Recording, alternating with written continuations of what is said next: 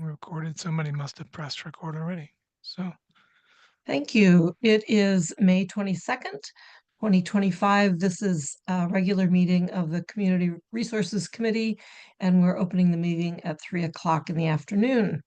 I I'm just going, have one thing up at top. Never mind. It said we were in a practice session. Now that just changed. Okay, I go. think when the recording goes on, it changes. Um, Pursuant to Chapter 2 of the Acts of 2025, which extends through June 30, 2027, the ability of public bodies to meet in a remote or hybrid manner without a quorum of members in person, this meeting will be conducted via remote means. Members of the public who wish to access the meeting may do so via Zoom or by telephone. No in-person attendance of members of the public is possible, but every effort will be made to ensure that the public can adequately access the proceedings in real time via technological means. We have with us today Christine Brestrup from Planning and Stephanie Ciccarello from Sustainability, and of course, Dave Zomek, who is with us. He's with us all the time. Let's go around and make sure we can be heard. Councillor Haneke. Present.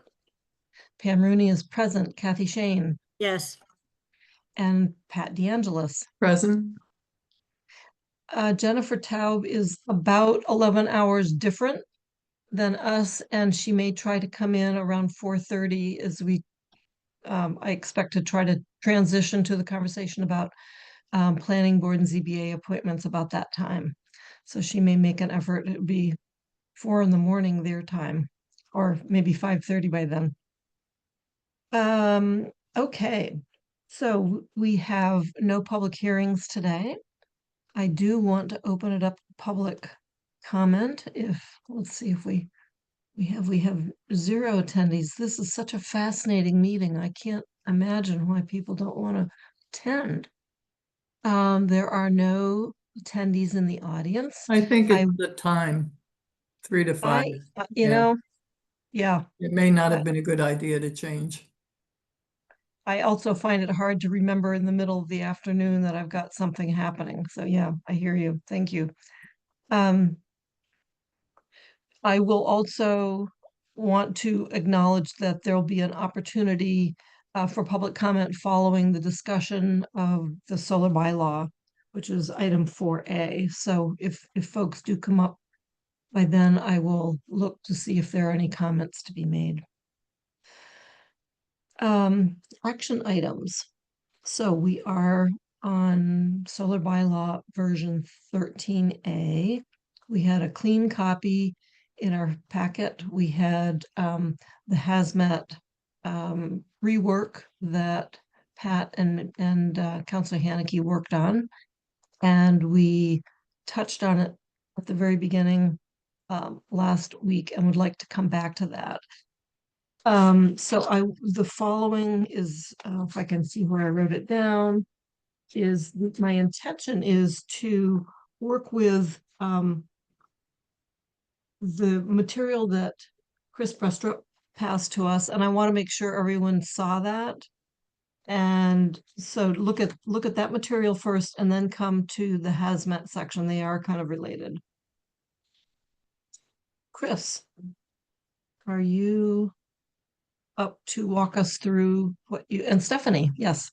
I just wanted to make a quick statement. Chris and I had met, and there were a few items that I was going to be tasked with doing, and I sincerely apologize, but I just have not had an opportunity to get to them yet. But I will aim to do so at the next meeting, and Chris will maybe point those things out when she gets to them, if she does get to them today. Yeah.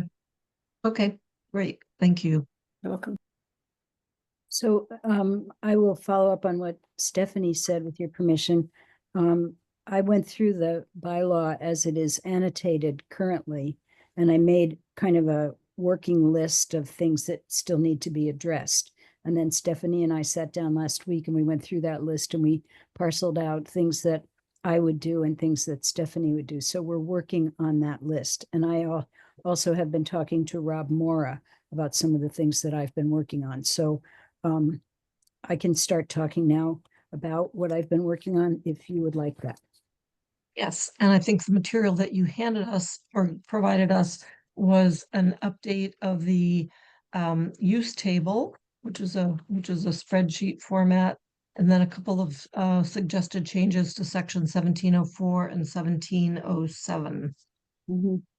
And Pam, when you said handed to us, is that where do I see that? That's in our SharePoint. That's So in everything, SharePoint, but not the post-it. I'm I just, it's okay. I will always look, I guess, in SharePoint. So it's yes, different committees do it differently, so I don't know where to look, but I will. yes. Thank you. I put absolutely everything into the SharePoint. I try to provide all of that to Athena to post on the No, official. it's fine with me. I will start with SharePoint. Yeah, That's my that's- guidance. Got it. yes, yes. All right, Okay. and will we be counting on Counselor Haneke to do what she's been doing and keep track of what we're saying? And will she also be able to, or will someone be able to show the material online on the screen? Let's ask her, Counselor Haneke. Yes, she appears to be able to do both. Yeah, so I can show this document, which is what you're talking about, and then I can put whatever it is into the working copy.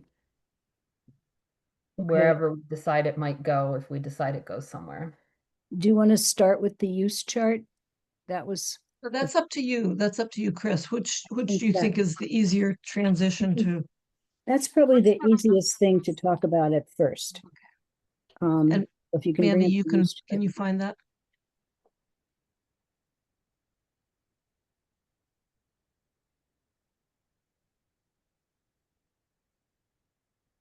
Okay, that's good. Yep, now I have to shrink everybody up here so I can see the use chart. So we've talked about this before. Yep. Oh, is that somebody saying something? I just said, yep. Oh, okay. We have talked about this before. Yep. So we have 4 different uses that have been put into a new category, a new section, section 3.39, renewable energy uses, and that title was suggested by Rob Mora. And so we have put large-scale ground-mounted photovoltaic installations, otherwise known as LGPI, small-scale ground-mounted photovoltaic installations, which we have termed SGPI, and then we have battery energy storage system standalone, and we have battery energy storage system associated with LGPI. And I did speak to Rob Mora yesterday about whether that made sense, whether these use categories made sense. I had added the one that's associated with LGPI, the BESS associated with LGPI. And he thought that did make sense. In fact, we have a situation right now where we have a solar installation. I think it's up on Pulpit Hill Road, or it's accessed off Pulpit Hill Road and maybe Montague Road. And it's just the solar installation, but now the owners of that property are coming in asking to have, or the owners of the installation are asking to have a BESS established there. So they're going to be going through the Zoning Board of Appeals process. So Rob thought it did make sense to have that as a separate use category, because in this case, it will be permitted separately. So why don't we start off and we I have a quick question. In many zoning situations, the way it's set up is that there's a primary use, and that we often don't allow multiple primary uses on the same This is- parcel. But it's not the same thing. these would all be considered primary uses. So we should ignore essentially though that stipulation that we can't have multiple primary uses on a property, right? You can't have Because two. they're complementary. Isn't They that can- how it's phrased?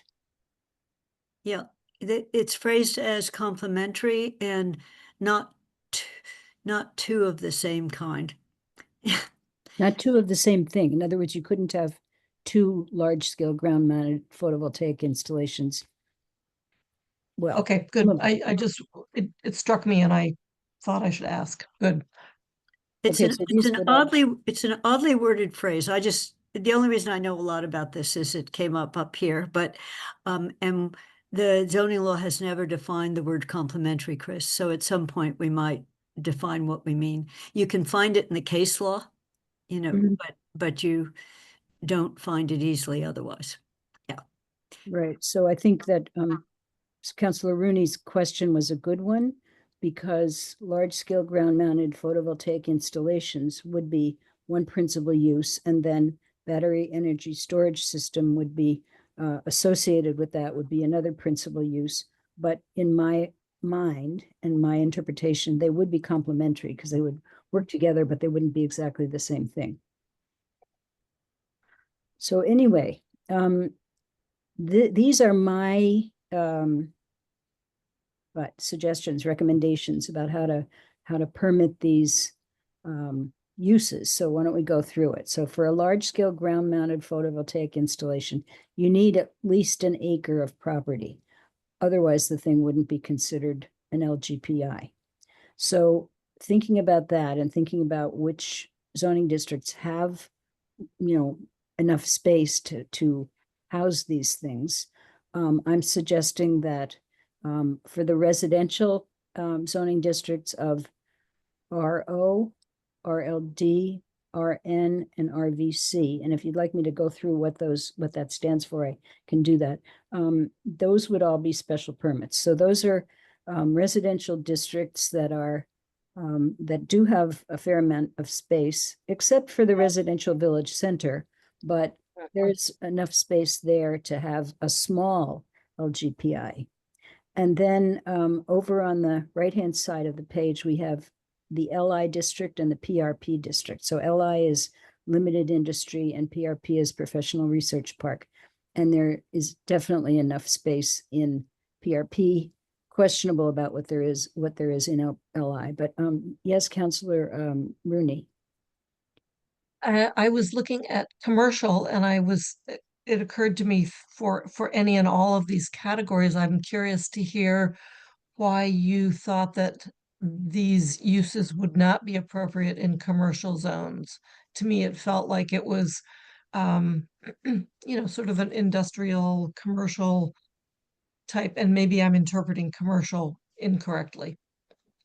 Well, I think that it's arguable that they could be allowed in commercial zones, but we don't have that much commercial zoning available in Amherst. And so in my opinion, it would be better to save those commercial spaces, those commercial districts for uses that are more appropriate in a commercial zone, like retail or, a dry cleaner, a bank, or a lumberyard, whatever might go in a commercial zone. And the same would be true of the OP zone. We don't have that much OP, which is office park.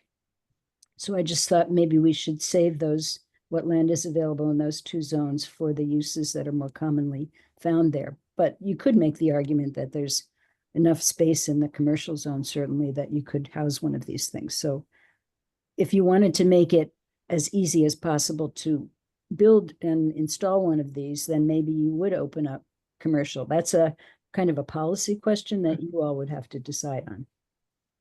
Thank you. Kathy? Yeah, with this, Chris, you started out with saying you're going to need at least an acre to put something we would consider large. And I don't know whether there's a scale where even at an acre, it doesn't make a lot of sense financially to do this, but now I don't need you to do it now, but of the PRPs we have, or the limited industry, do we have a fair number of lots now that are a lot bigger than an acre? I know we've got a couple up here. Oddly, a farm is for some reason categorized as a PRP.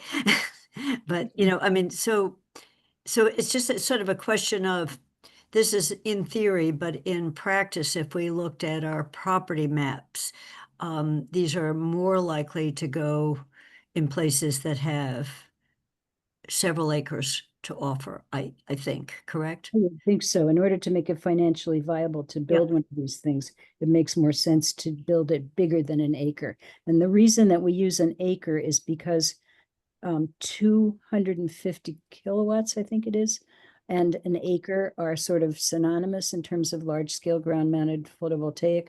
We don't actually say that in our definitions, but I think the reason we don't say it is because panels may become more efficient as time But they goes may- on. Right. And so the 250 kilowatts makes more sense than defining an acreage. But normally people who are in this business think of 250 kilowatts ground large scale as being about an acre. So You may be correct, or maybe you are correct in saying that the LI district doesn't have that much space available. It's really just in North Amherst along Meadow Street. I think Coles owns some of it north of Meadow Street, and then Ron Laverdiere owns some of it east of Meadow Street. And so there are those small parcels. And then there's another set of small parcels along the railroad tracks east of the RG district, kind of in the center of town. So we could say that we want to save the LI district and not allow it there. I haven't actually gone around the LI district to figure out if there is an acre of land that's not wetland and not in a wetland buffer. So I can do that if that would be useful. And in yeah, PRP I asked it more, just sort of as for me to understand where the most likely locations that people might want to put these are because of the scale. And so when we go across to some of these, I'm not questioning necessarily what you've done, but because Professional Research Park often has office buildings on it, that's what it was supposed to be. But as you look around town, we don't often have those there, or we have a smattering of them. I don't want to belabor it. Otherwise this makes sense to me. And you've done SPR for those two because they might be more complex, I guess. I did SPR because that's actually an easier permit to get. It's a planning board permit. It's considered to be by right, but then the planning board determines. I meant the flip. You thought this would be easier if it fits at all, people might take it. Yeah. So it gives people the opportunity to try to fit one in one of these districts. And then if nobody wants to, then okay. PRP has a lot of space left in it, both along Belchertown Road and also up in North Amherst. I think there's already well, I'm not sure about that, but I think maybe the Pulpit Hill solar array is in a PRP zone. I'm not Yeah. absolutely Yeah, sure. it was kind of in a weird one, right? Yeah. The one behind the golf course. That Counselor Haneke. I'm trying to figure out why there's a difference in permitting process between the RO, RLDs and the PRPs. Why aren't our RO, RLD also site plan review? Well, because they tend to be more in residential districts. They could be by site plan review if that's what you want, because you're setting up the policy on these. If you wanted to be able to say no, you would have it by special permit. If you wanted to definitely allow it, that would be by site plan review. So it's really up to this group that's refining this document to determine, do you want to have these things by special permit in areas where there are more houses or not? So. I'm raising my own hand. I Does that guess I see RLD as having very few houses. RO is different because it's kind of weird, and we've put houses where the RO zone should probably be an RN zone. But the RLD is mostly farmland right now with very few houses on it. And so I don't understand why we wouldn't just site plan review that for these solar installations in the RLD, at a minimum, the RLD. So just in RLD, you would rather have it by site plan review? I mean, I at least understand the argument for RO because our RO zone is not very well split between non-developed and developed. Given that Orchard Valley is in an RO zone and it should never be in an RO zone. I think we should fix our zone designations and rezone some of these development areas. Even Amherst Woods should probably be RN, half of Amherst Woods is RN and the other half is RO. Like we should think about redesignating it RN. But so I understand, given what you said, the argument for RO because our map is bad. But I think RLD could go to site plan review. Mhm. I don't have an argument against that, so if others agree, then that would be, what the next version of this would show. Do others?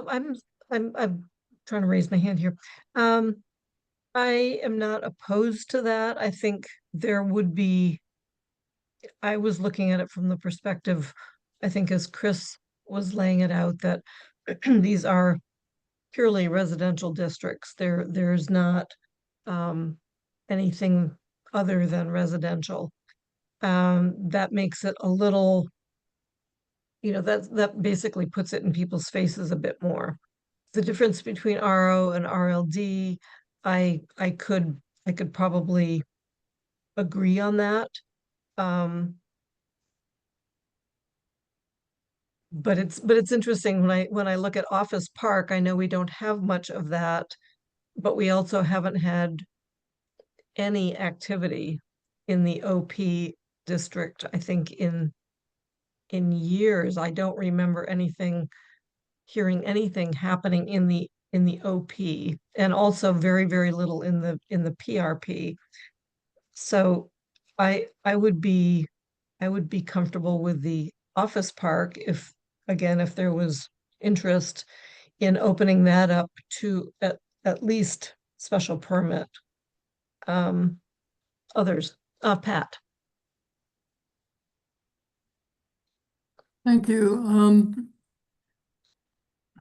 I have a little concern about farmland, but I functionally agree that the RLD could be by site plan review.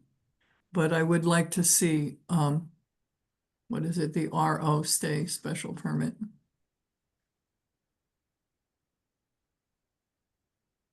Okay. How do may you I feel, say how do you, sorry, Pat, on that note, then how do you feel about the small scale and the battery storage in those two districts? Do you feel a difference there as well? I think that battery storage is more problematic, given the dangers and that we've seen, the fires, et cetera, that we've seen. So I don't think they should be easily installed anywhere. So I would prefer, I think, site plan for any of the BESS. You mean special Special permit? permit. Yeah, a special permit. I'm sorry. Yes, yeah. I'm old. Yes. I mean, there's just a lot more that we have to consider with BESS. Thank you. Chris, do you want to respond to that before Kathy? Well, I wanted to make a comment about putting these installations in the OP zoning district. We don't have that much OP. Where we have it is, it begins at the corner of University Drive and Route 9, and it takes in that little Five College Realty building. Mhm. And there's like a Purell something behind it, and then behind that is what used to be Lincoln Pulp and Paper, but is now an office building on a big piece of property, and that's about as far as it goes. And so there's, fairly limited acreage in OP, both for putting these things that have to be at least an acre, but also for, would we want to put something else there? So my initial reaction was we wouldn't want them there because we don't have that much OP.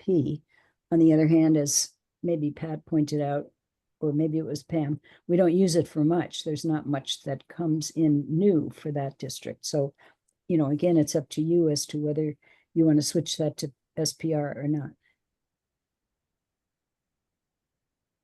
I understand though that that's a location that probably from an overall site planning perspective is not a great spot for large-scale solar arrays right Yeah. at the entrance to town.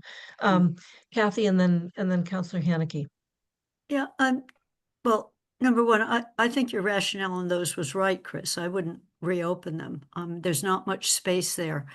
You know, but to me, this law is partly to facilitate and partly to focus, you know, like where might these go? And if we don't think there's much opportunity for them to go there, we don't need to struggle. So I was gonna just make the same comment that Pat did on keeping SP if we decided to move RLD for the large scale solar, keeping SP for battery. And everyone, we should probably all try to, I've got a big one of the zoning maps on my wall, which is why I stood up to look at it. The RLD is there are lots of big pieces of RLD, and Mandy, every once in a while, there's a little RO in the middle of them, you know, so the map is quite interesting when you stare at it. So if the RO is almost in the RLD, it's a little circle. I think we would just face that. The town would face that if that happened to be where you wanted to do it. You know, because, you know, when and there were a few places like that, and then there are little pockets of RLD in the middle of much more residential. So that's why I asked about acreage. I asked about where is the most likely places, and we should make sure the zoning districts focus on that then. And doing battery the way you've done, I think, is completely correct. Thank you. Counselor Haneke.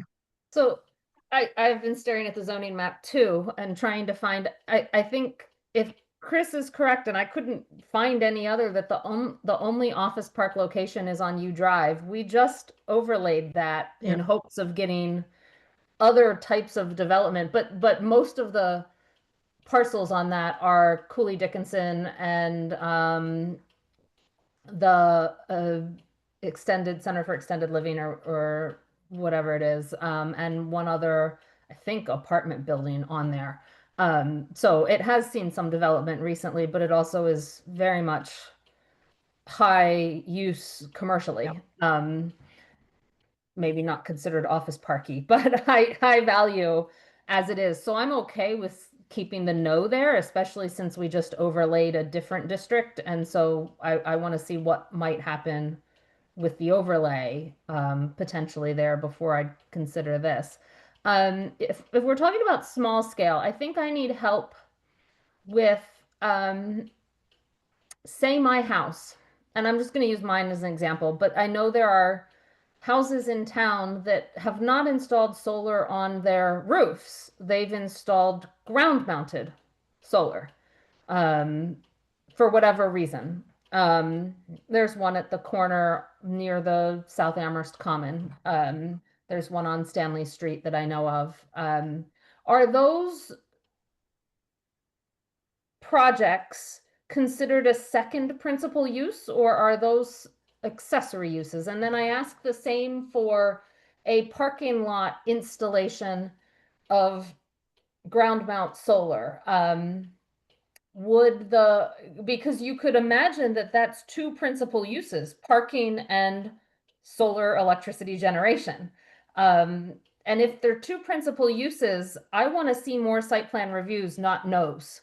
There's a lot of no's here. And I think if you're going to say any ground mount solar is a principal use, then we need to allow it in the RG, in the BG, in the BL, in the BN, in the COM, because we want them over parking lots, frankly, in the office park area. So I guess I need to know, when you've got a parking lot and a solar canopy, are they both principal uses? How does a small scale ground mount installation become a principal use if there's also another principal use on the land, since we can have multiple principal uses? Chris.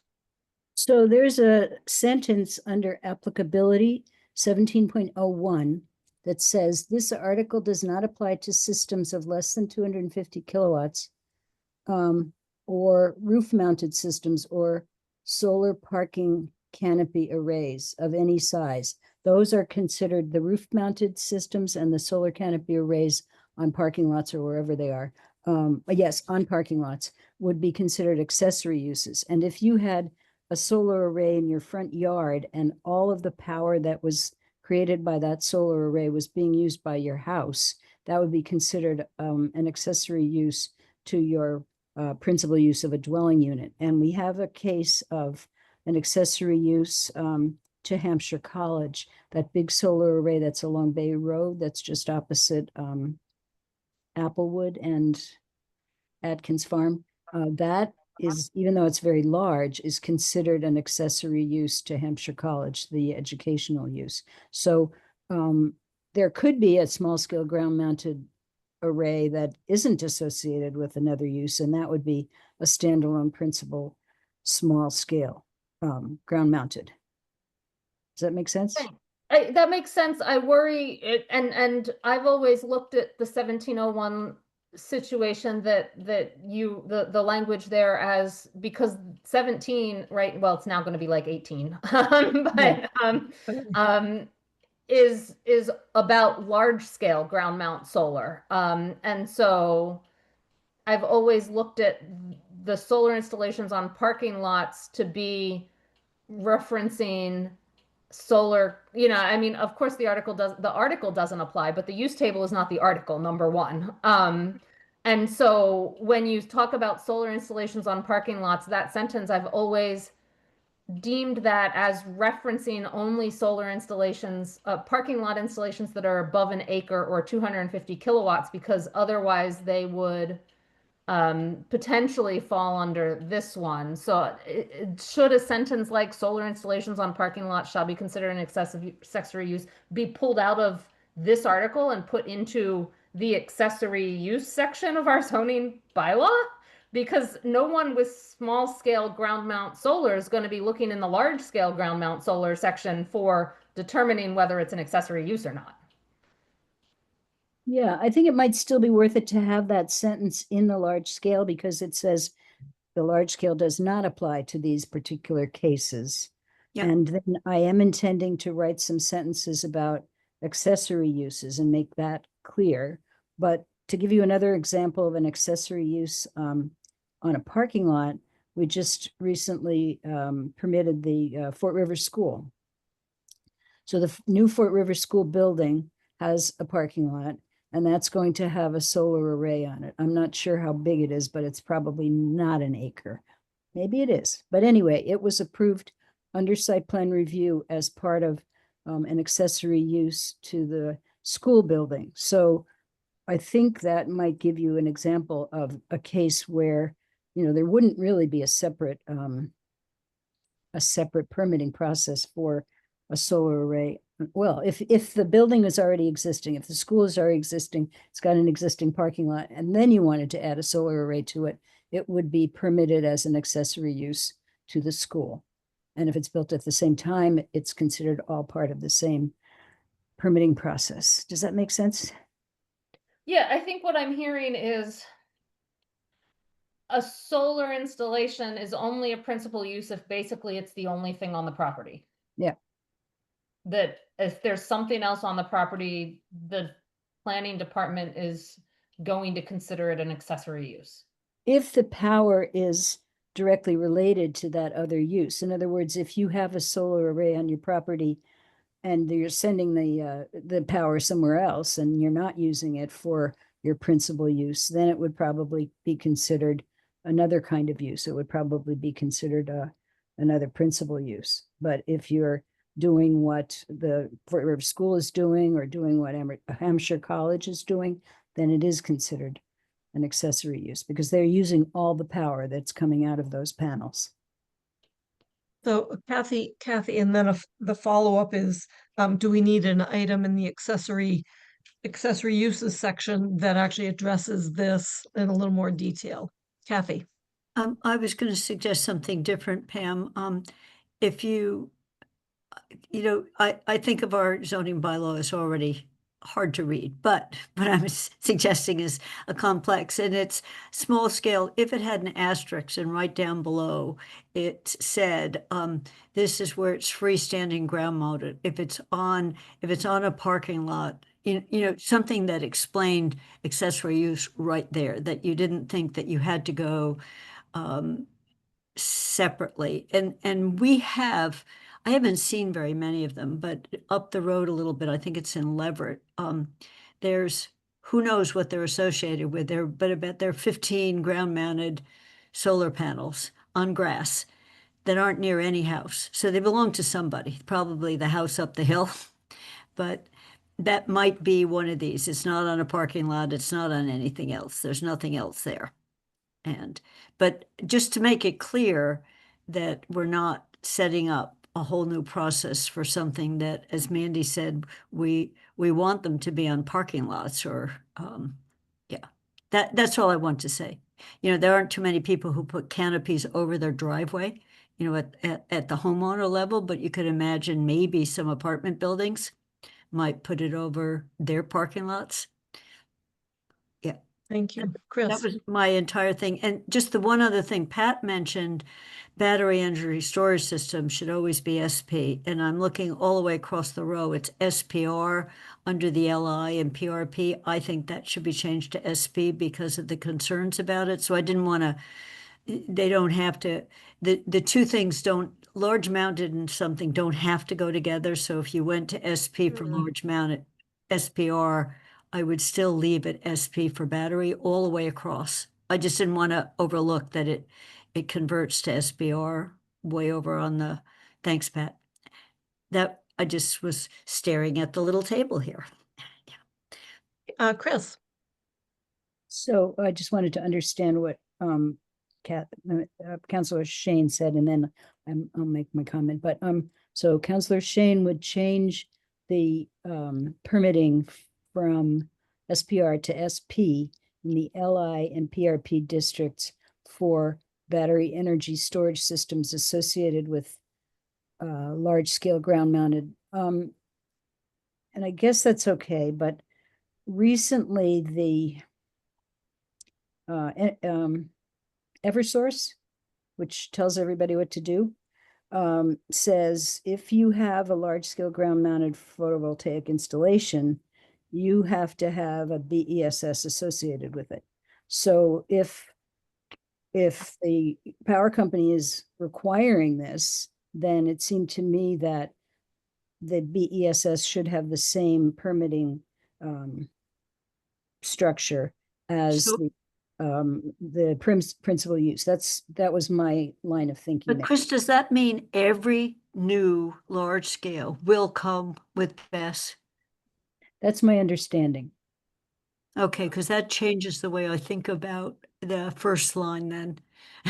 You know, if we don't already have one in LI and PRP, you know, in other words, you're saying they're going to be a doublet, that you're not going to have solar without a battery in the, Right, at but it's least. not going to be a big battery installation. It's going to be a battery installation that accommodates the power that is being created by those panels that are on that same property.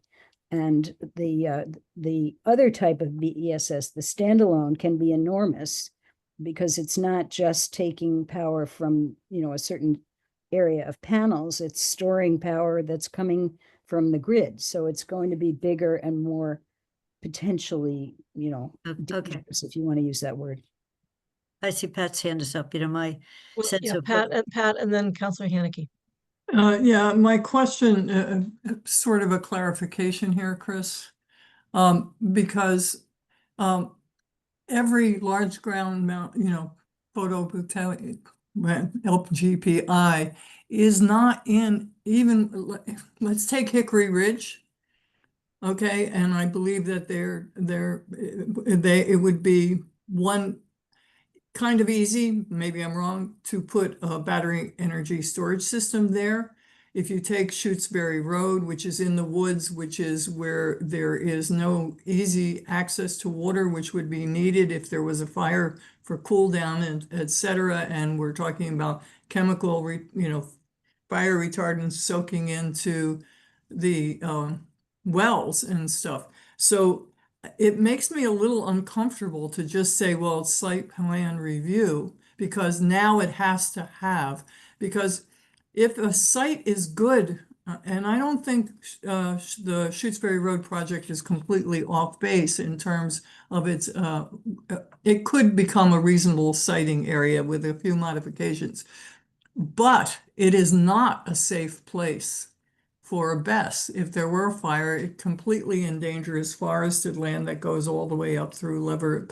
So to make it site plan review, But Pat, it's not under those first three. So we were talking about the last two S and T. yeah, no, I know, Yeah, I know. yeah. Yeah, So it would be But, left SP. yeah. Yeah. I still, because battery energy storage systems they are not operating well, they're very important. But if you say, well, it has to go somewhere, you don't have a choice, then we need to be very, very careful about what the requirements are to put it there. I don't know, maybe I'm being off the wall and, but I think it should be SP, not SPR. May I Thank you. I interrupt think just for a minute Chris, to say Chris, that and it is yeah, Chris, It is Uh, SP in the areas that you're talking about. Yeah, along you're talking, I know, that's but RO and RO. I'm talking across the board. So maybe, In LI and PRP, you're saying. Yeah, those because SP. the systems are not safe systems.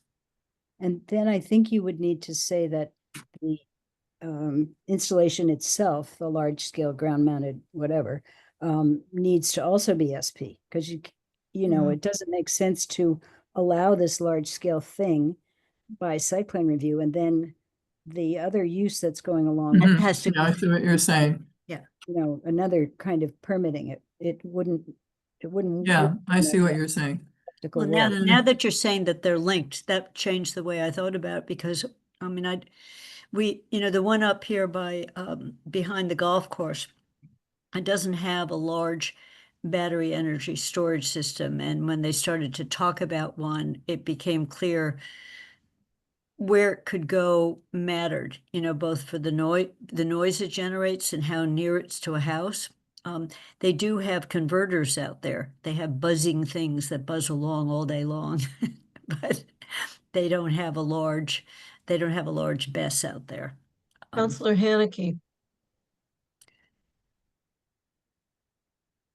So it strikes me that we don't have, now that we've added small scale ground mount and we added this BESS that's associated with LGPI, it seems like you're saying then that the BESS is not an accessory use to the LGPI, it's a second principal use, which confuses me given what we just said about Right. solar on properties like a school or something. So why is BESS that's associated with LGPI an actual principal use, number one? Number two, what about BESS associated with a small scale ground mount solar? Is that always going to be an accessory use, so we don't need to have a use table for it? So I guess we're missing BESS associated with small scale on this table. Yet I'm also not sure why BESS associated with large scale needs to be on this table. Because sometimes it's permitted separately, like on the Pulpit Hill installation, there's already a solar installation there. And now Eversource comes in and says, now you must have BESS associated with this existing solar installation. So the owners of that installation are now coming to the Zoning Board of Appeals and saying, we would like to now install a BESS. We don't have this zoning bylaw in place yet, so I think it's just going to be, a separate Zoning Board of Appeals special permit that is expanding the installation that's already there by adding a BESS, because we don't have that use in our zoning yet. But why isn't it just considered an accessory use permitted under the same standard that the primary use is?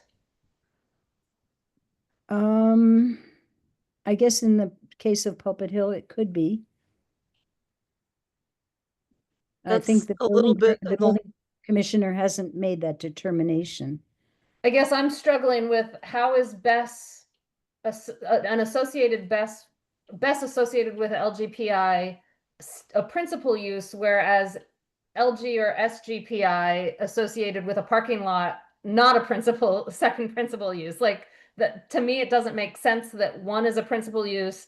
I mean, a parking lot doesn't use electricity, yet you're saying if you put a canopy on a parking lot, it's not a second principal use, it's still an accessory use. So why is this BESS not an accessory use if all it's doing is storing the electricity that is generated on by the LGPI? Like, why do we need this use table for BESS associated with LGPIs? I'm going to add sort of along the same line. It occurs to me that BESS will likely be part of any large-scale project. It's not in that case, it is simply a component of the large-scale project.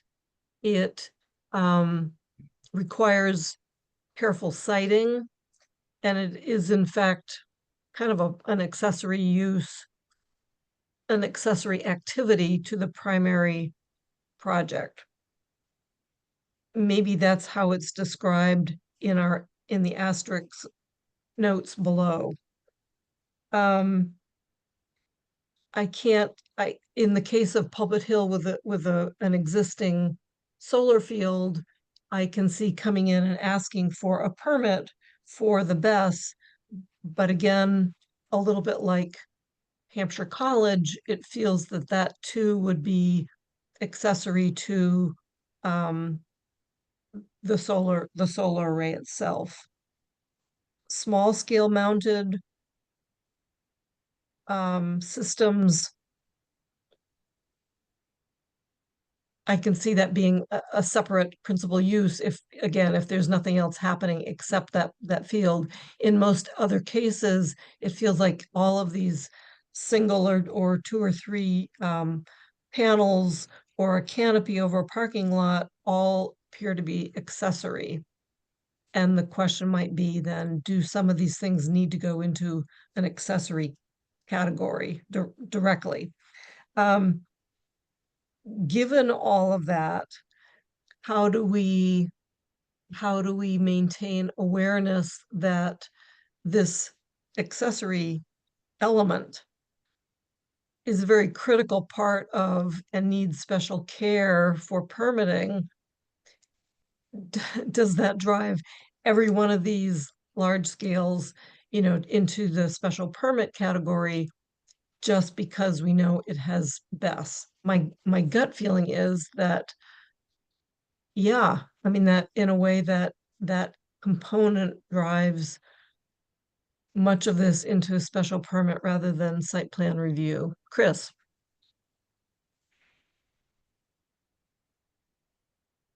Chris is muted. I'm sorry about that.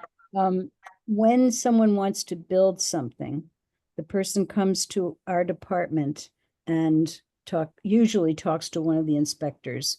And if it's a big complicated thing, that person would talk to the building commissioner, and the building commissioner would make a determination about, is this an accessory use or is it a principal use?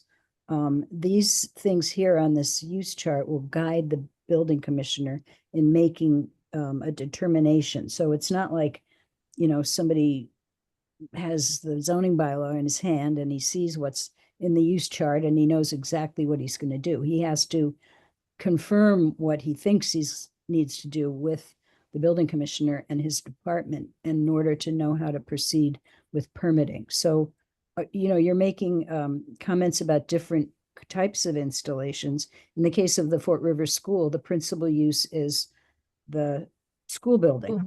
And an accessory use to the school building is the parking lot. And accessory use to the school building is whatever size, solar installation goes there.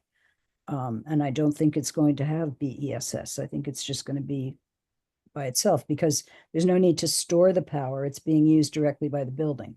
So all of these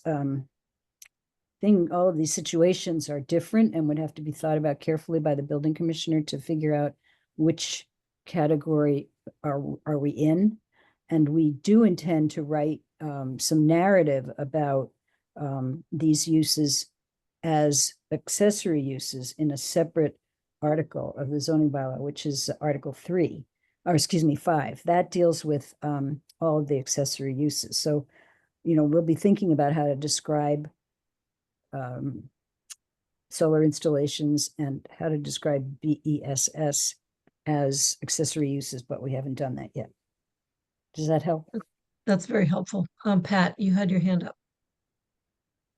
Yeah, and I'm backing away a little bit from what I said before about LI and PRP, but I guess what I'm concerned about is every site that might be a site that can take a large scale installation can't necessarily safely house or allow a BESS. So it seems to me, as long as in site plan review, there is an ability to. I'm just worried about how the site suitability will be determined, or in some instances limited, because of, obviously, the aquifer, you're going to put a BESS over an aquifer, right? That finally somebody went, and I'm not saying that would happen here, but what guidelines, what rules will be in place to determine whether or not a site, even if it's large scale, can house a BESS safely? And I'm really concerned about that. So another rant. Not a rant, it's a concern. Well, I could add some explanation to that, which is that we do have the aquifer recharge protection area that we could say is absolutely off limits to solar installations or BESS. And we do have the little area around Atkins Reservoir that also could be said to be out of limits. So that would potentially satisfy some of your concerns about, the drinking water supply. And Yes, there it may be would. other things that, we've already talked about core habitat and critical natural resources and all of those things. Right. So I could add something about, no BESS in the Water Protection District, Watershed Protection District, and the Aquifer Recharge Protection District. Given that, I would appreciate that, because, companies want to put them where they want to put them, and if you don't, so if we already have a guideline or clarity about where it can be cited, I think that would be helpful. Okay. Thank you, Chris. Can we sum up what we think we heard on this table so far?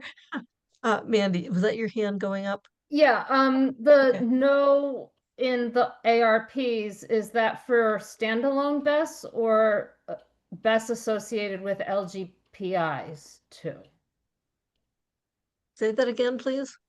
Is the no in the aquifer recharge protection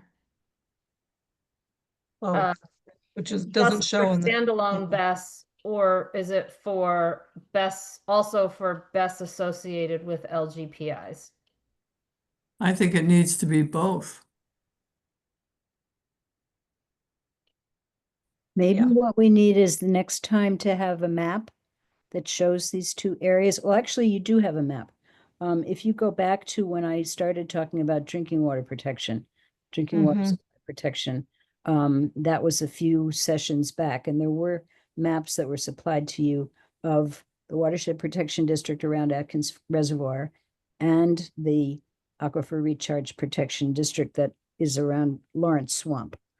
So next time around, we could look at those, or we could look at them now if you think that would be helpful. But I asked because the use table always has the parenthetical for the ARP district in the RO, RLD, and RN. So I was wondering That's where I'm showing you where I'm adding it. And so I added it to both Okay, at this point. good. because that's what the parenthetical is. There is not a similar, Mhm. as far as I know, parenthetical for the water protection district overlay. No, there isn't. So maybe we need to add that. We'd have to add a. We do talk about, do talk about no disturbance zones around any kind of water protection district. Well, But I think it's better in this table, yeah. watershed protection district actually is mapped on our zoning map, so that gives us a clear delineation of where that thing is. So I think we could add.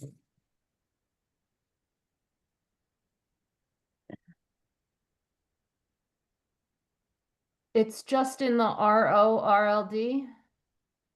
Mhm. It's Yep. just in the RO, okay.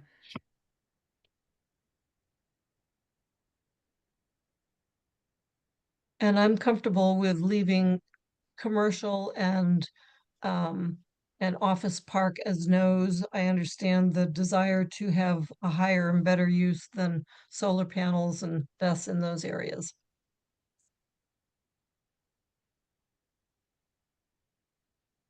Mhm.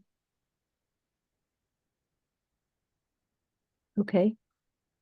So at some point, understanding a little bit more of how this will get described in the accessory, in Article 5 accessories, this thing just keeps sort of Mhm. multiplying and reaching out to tentacles into different sections. But that would be a really helpful thing to see it described. Yeah, Mhm. and just so everyone knows, this table, one of the versions, a couple versions ago, I put all the changes into one document. So this table's in the document that we'll be editing with Hazmat edits. Is just at the end. So everything can be done, and as you can see, if I scroll down, changes to other sections of the bylaw are also at the end of this document of the big solar bylaw, so that it's just one big document that can be presented and seen. Mhm. Thank you.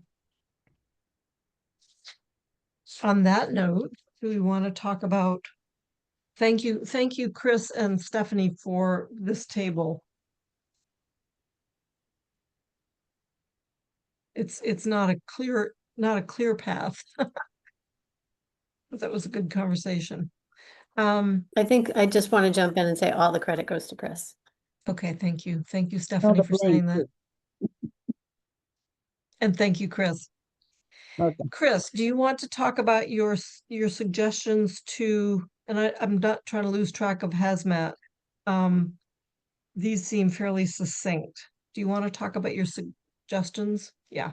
Yes, so the first one is a suggestion for adding language to the submittal requirements to allow a waiver or modification of those submittal requirements. And so I've suggested using language that's similar to language found in Article 8, which deals with signs. And that language says any section or subsection of Article 8 may be waived or modified by the permit granting board. Well, we would put PGA in here, authorized to act under the applicable section of the bylaw for compelling reasons of public convenience, public safety, aesthetics, or site design. So we would borrow language from that and make a new item in the submittal requirements, which would say waivers and modifications of submittal requirements. Any section or subsection of Article 17, which we know will now be Article 18, but anyway, a large-scale ground-mounted photovoltaic installations, section 17.04, submittal requirements may be waived or modified by the permit granting authority authorized to act under the applicable section of the bylaw. That means either a special permit or a site plan review for compelling reasons of public convenience, public safety, aesthetics, or site design. And I did present this language to Rob Mora, the building commissioner, and he thought it was okay. He didn't have any problems with that language. Any comments from, I see a hand, Councilor Haneke. Two comments. The first is I do not like it being attached as a number in the submittal requirements because it just gets lost then. It really isn't a submittal requirement, it's a waiver and modification section.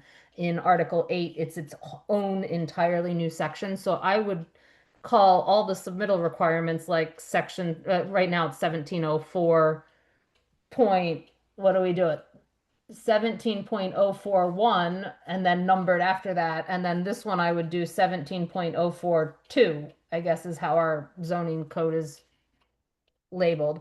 So that's my first statement, that I don't think it should be a numbered part of the submittal requirements. I think it should be a separate section under the submittal requirements.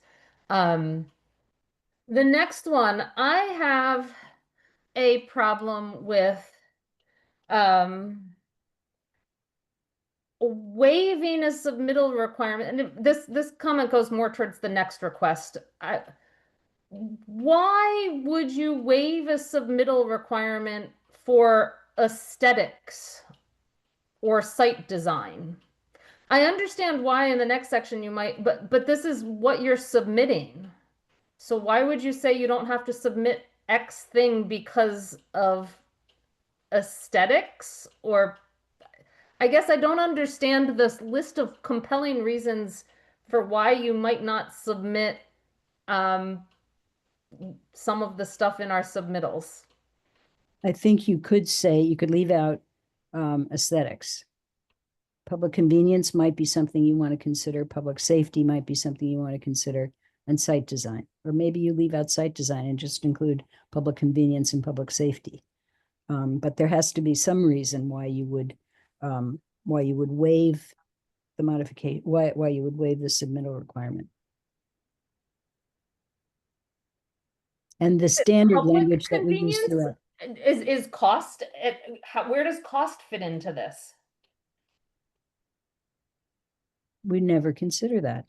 when we're waiving It's the not a modification. public convenience, that's. Yeah, I mean, but I can imagine, given some of our submittal requirements, impact analysis, that's the one I can cut here, you know, but some of these might get very costly or time consuming and delay. Shouldn't those be, I mean, these are submittal requirements. This is not other things. Shouldn't those be the reasons you would waive a submittal requirement? Cost, delay, things like I'd that? say financial hardship, because sometimes financial hardship is considered. So, so in other words, all a developer of anything has to do is claim financial hardship and we'll say, okay, doesn't matter what, you know, and that's not true. So, Well, the board has to say, okay. right. Waving your magic wand, the board has But to. I think what Mandy is saying, what, you know, just get rid of it. And I don't think that's true. I do think aesthetics should go. Because that's one of the places where the state has come down hard on solar installation bylaws. Although we do, yeah, so there might, but there has to be a compelling reason why, I think, but. I'm gonna add that I agree with that. In a quick look at the submittal requirements, there really isn't that much that's based on aesthetics, and we're not gonna weigh in on the type of fencing. We've already decided we're not gonna weigh in on the type of fencing, right? But the words are waived or modified, so they could say, you know, we don't really want to submit a plan for all the excavated materials or whatever, but in the developer's presentation, they may be able to show and answer a question by their presentation that answers questions, meaning that you don't necessarily have to require the X plan. And so I understand this gives the PGA some flexibility in saying, okay, we heard that topic, we understand this is going to work, we're fine. You do not have to do, you know, plan.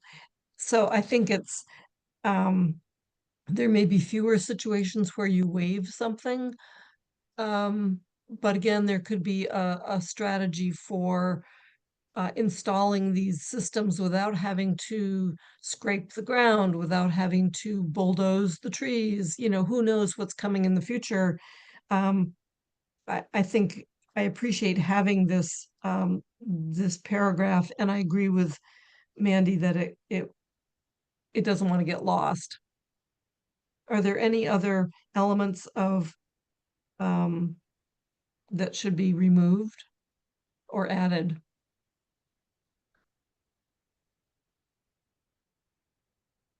What about financial hardship?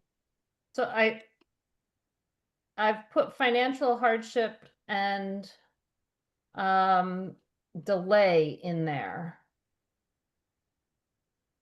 Just in a different, let me. I let can't me see, look I don't in- see it on the but screen.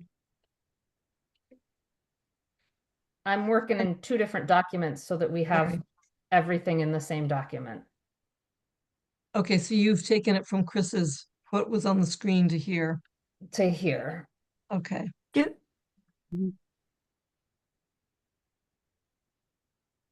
can we continue to use 17 just because at some point we'll change them all? I'm gonna in the next Oh. draft try and change them all. And get it a little bit into zoning bylaw I place.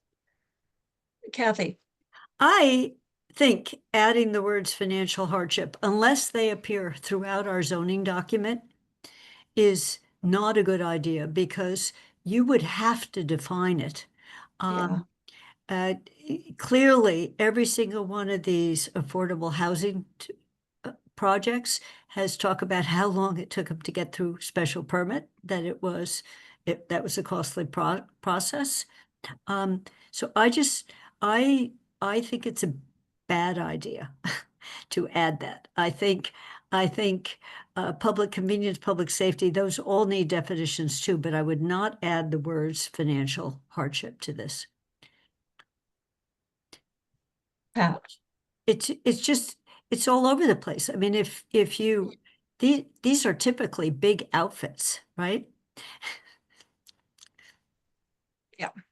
Pat, Thank you, Kathy. I don't have to say some of the things. I guess I would like an idea of an example of a delay that would make us waive a submittal requirement.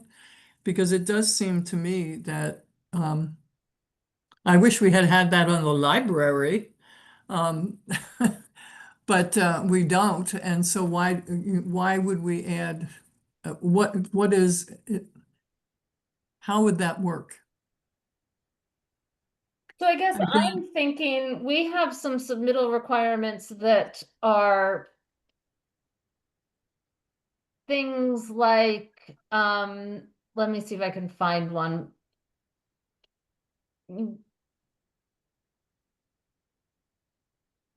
How did we do it? Some of the site survey that has wetland issues, and I'm not saying that's the easiest one I can point to, but some things might only be able to be done in a specific season. And so you can't even start your application. Your application does not make it to hearing or even submitting to the town clerk for formal application until every submittal requirement is met. And maybe you're ready except for one delineation in September, or one something in September, but you can't do whatever that thing is. At one point we had like tree cover and stuff on here, and you can't do that until the trees have leafed out, say. But you that's shouldn't have not to accurate. wait 8 months to actually file your application until you can do that survey. How accurate, Chris or Stephanie, is Mandy's concern? And tree coverage, you can see the trees. So you get it, I think you have a decent sense. How often in what projects have we had delay listed? And what have been the things that made us waive a submittal requirement elsewhere? And I jumped ahead of you, Pam, I'm sorry. that's fine, that's fine. Every project is different, so I Yeah, can't come up with a specific instance of waiving something. As an example, Mhm. nothing is coming to mind. And do we have waivers in our other submittal requirements? Yes, so the subdivision regulations have a thing that says, vote of the planning board can waive or modify any of the requirements of this subdivision filing. Some of the rules and regulations, I think, have language to that effect. Traffic reports, traffic impact reports can be waived for good reason. And those are contained in rules and regulations as opposed to being contained in the zoning bylaw. I think it's a good idea to have this as Yep. a valve, what do you call it, a fail-safe valve or something, just so that if something does come up, Mm, and it really doesn't make sense to require that in this particular instance, that you do have the opportunity for someone to ask for a waiver. Now, the waiver may not be given, if yeah, neighbors that's true. think that the waiver shouldn't be given, they'll be out loud and clear talking about why it shouldn't be given. And then the board, whether it's ZBA or planning board, has an opportunity to consider all the angles to this thing and decide whether they're going to waive it or not. So I think it's a really good, sort of a valve, a safety valve to allow this, but it's not a blanket waiver. Makes I sense. agree. And so Yeah. my comment is that I agree very much with what Chris just said. Also that I would like to remove financial hardship. There will be discussion and with this conversation and with this clause in place, there is some latitude. The word delay also, what comes to mind is that the state says, if you don't get it right, we're gonna demand that everything gets permitted within a year. And I have to say that when I was on the planning board and listening to ongoing projects today, oftentimes it is the developer who asks for a pause and asks for a continuation.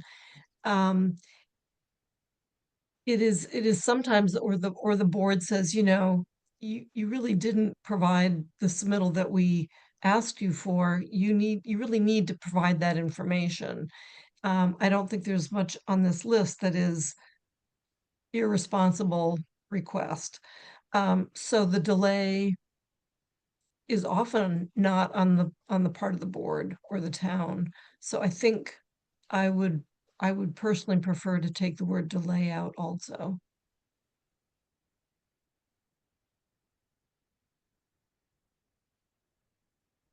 Mandy has her hand up. Oh, sorry, man, I was reading the text. Thank you. Sorry, I Counselor can't Hannicky. raise my hand other than That's okay. wave it. I was busy reading.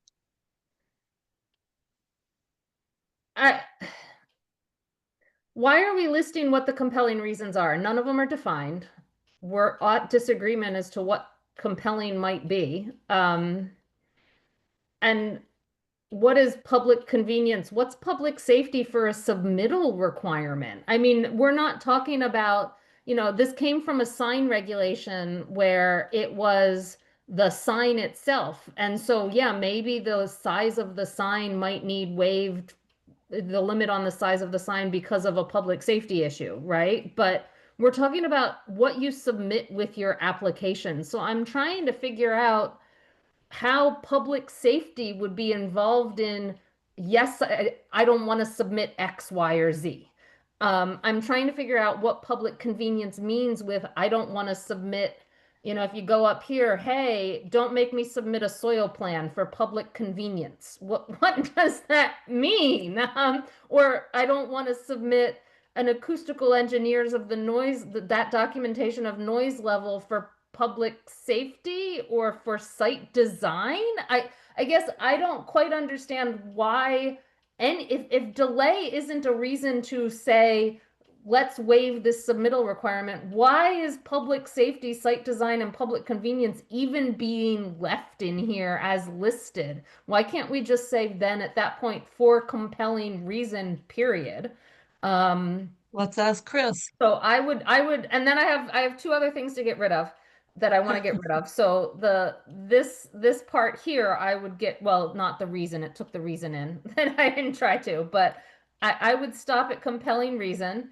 I don't understand why we need that clause waived or modified by the PGA. I don't understand what that clause adds to this section or this sentence. And I also don't think that is needed at all. The Article 18 LGPI, as long as we refer to the right section, since we are this only applies to one specific section, I don't understand why we need those two phrases either. So question for Chris is this clause more appropriate somewhere else in the bylaw, covering generally requirements, design standards, et cetera, et cetera? Is it a broader application of this clause? I think you could Kathy. leave out those reasons without, Just like, damaging this ability to waive or modify.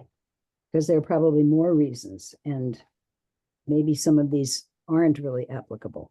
So, but I think it should be the board that authorizes these things not to be submitted, because otherwise you leave it up to the building commissioner, and he's often reluctant to, do something that isn't also agreed to by the board. So, I didn't suggest, I just thought we didn't need to be authorized to act under the applicable section of the bylaw. Leave the PGA in there, all right, that's fine. Yep. but get rid of that part. Yep. I'm gonna And have to step away for a minute or two and I'll be right back. okay, Pat, thank you. And I don't think we need that part. So the question, can I ask that question again to Chris? Is this the waived and modified opportunity for the PGA? Is that most appropriate here in submittals? Is it most appropriate in design standards? Is it most appropriate somewhere else? No. Or is think this it's the best place appropriate for here. it? We might want to have it elsewhere also, but I think it's appropriate here to have the opportunity to not have to submit some of these things.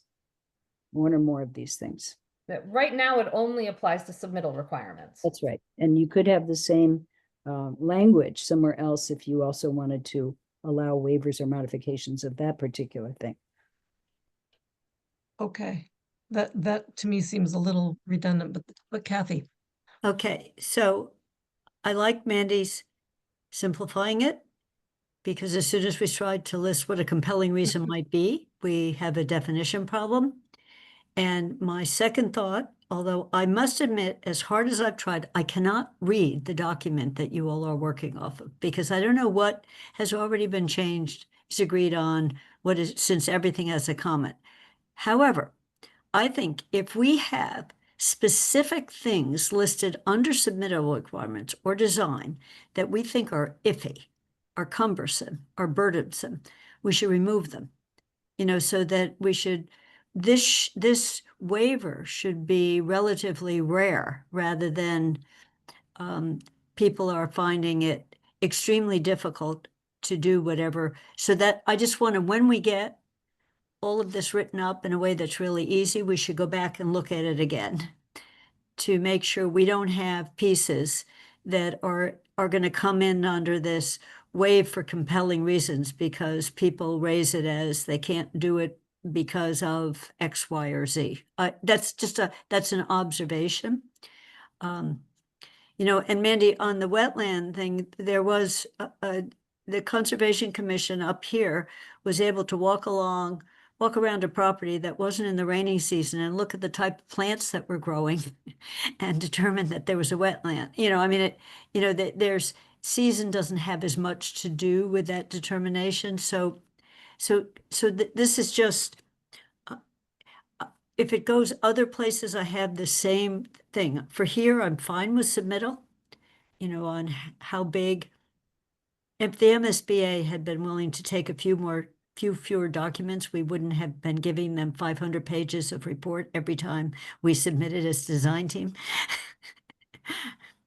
But that's just my reaction. I'm okay with it being shortened, and I think it's a good thing to have in, that there is some discretion. Good. Chris. I was just going to say that I think we've been over this list of submittal requirements Yeah. several times, and I'm pretty Yes. comfortable with it, so I wouldn't be comfortable with now taking things out Okay, Yep. that's and just, having the waivers and as I modifications. said, that just raises my confidence in it, Chris, you know, that the instances of it being waived would be rare. I think so.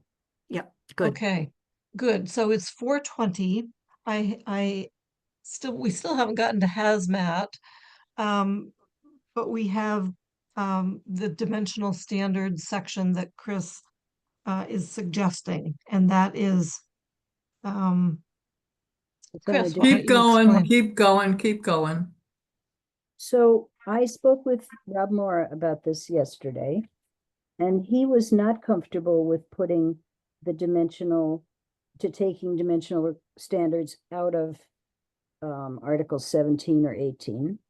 He thought it was better to leave it in, but we could take out, all of this business about front setback, side and rear setback, and use the language that I came up with, which is all solar installations, LGPI and battery energy storage systems shall, and then he suggested, have a minimum front, side, and rear setback that are never less than 50 feet. And you can choose a number if you like 30 feet or 60 feet or whatever, but just to have one default number in all zoning districts where such uses are allowed, measured to the fence line. I didn't have a chance to write all this up today, except that the permit granting authority authorized to act under the applicable section. And again, we have compelling reasons of public safety, aesthetic, site design. Maybe we don't want to have that in there. Can waive these, increase the setback requirement. So in other words, first of all, he agreed with taking out the way we had written front setback and side and rear setbacks to begin with, but he did agree with having a default number in there and then having the opportunity for the PGA to increase that setback if necessary. And I think that would satisfy people who are worried and maybe wanting to have 100-foot setbacks everywhere. I remember during our discussions with the solar bylaw working group, there was a lot of discussion about how much setback there should be, whether the setback should be from a property line or a building or, all kinds of other things. And people were concerned about setbacks from houses and setbacks from, other types of uses. So if you have a default setback of some number, call it 50 feet, that's measured to the fence line from the property line, never less than 50 feet. And I'll have to come up with some, more refined wording, but he thought that would be appropriate to put back into the main bylaw and not have it be part of section 6. He thought that would be another case of people having to flip through the bylaw to find the information and not have it, readily available. So that's where I am with that particular item. Thank you. So did I understand this correctly, that it would actually not be, the 6.7 is, I should be inserting this down at the end of the document, once we figure out the language? No, Right. she's saying, if I heard her right, she's saying this isn't a section 6.7. It is a statement that comes into our section 17 or 18 here. It's part of 17.07. Yeah. Dimensional standards, front setback, side and rear setback, and then you would put this language in there as it's sort of all encompassing any zoning district, any use next door to it, whatever, it would be 50 feet. But the permit granting authority would have the ability to increase that setback if they felt it was necessary, because, maybe it's next to a child daycare center or a nursing home or who knows what. So it would replace this, but remain in this part of the bylaw.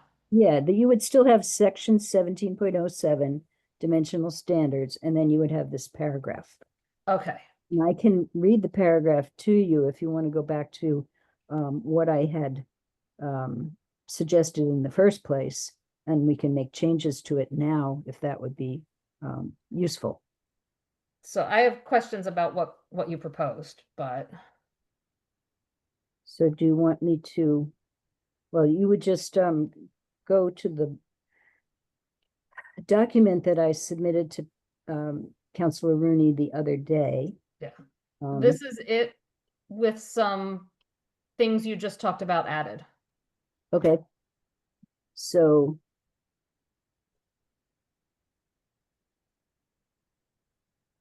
So we have substituted Chris's language into here, into the section 1707, which is, I think, the intent, rather than having it go off to section 6. Yep. Good.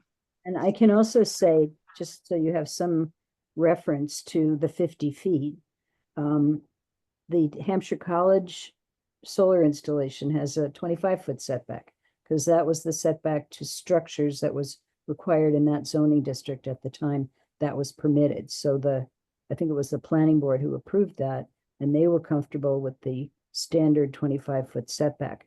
But based on conversations that I heard in the solar bylaw working group meetings, I was reluctant to put 25 feet as the default. So I used 50 feet because some people were talking about something that was much greater than that. But again, that's a policy discussion that you would have to have. What would you be comfortable with? Yep. This is a good placeholder. Kathy?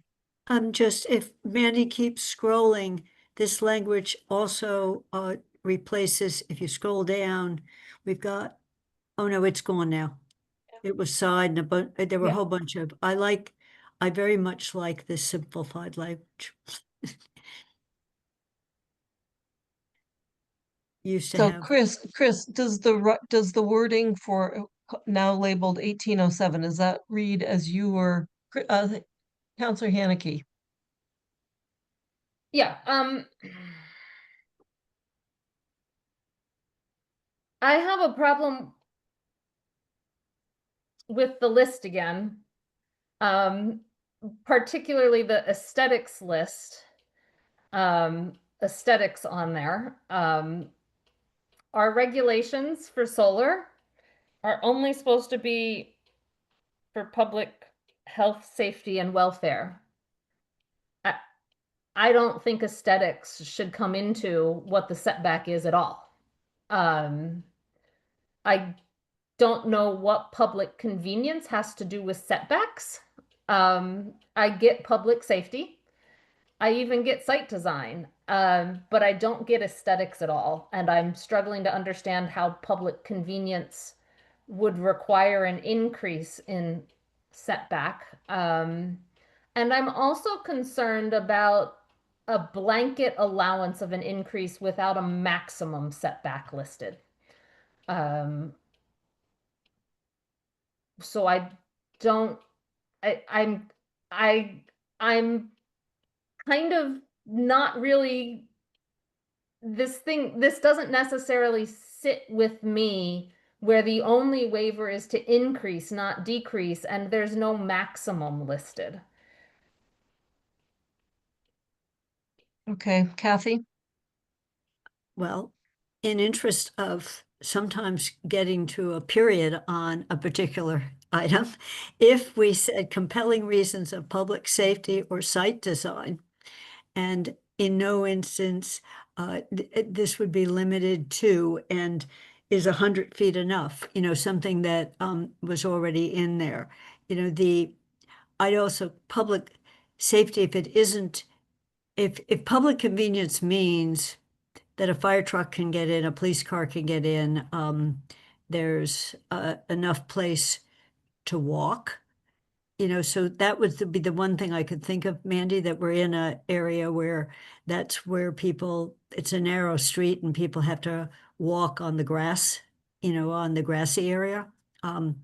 So if that's what public convenience means, then I might put public access or safety or access. But site design, I think, would cover that idea that you might need more because it's in a tricky site and to provide walkways. I mean, I'm thinking whatever was required up here, on the one behind the golf course has more than 50 feet in multiple places. But I think it was because of the site design, the actual site. Yeah, that's a good example. A developer can always choose not to have a larger setback, right? They're not required to be at just 50 feet. Or So is this was worded my that it this has was to be my at sug 50 feet? this was my suggestion of No, I get that. I just no, I did a maximum of 100, which is double it rather than right. 500. This is what I guess the question for Chris is the way this is worded, are you allowed to do more than 50 feet on your own as an applicant? And this is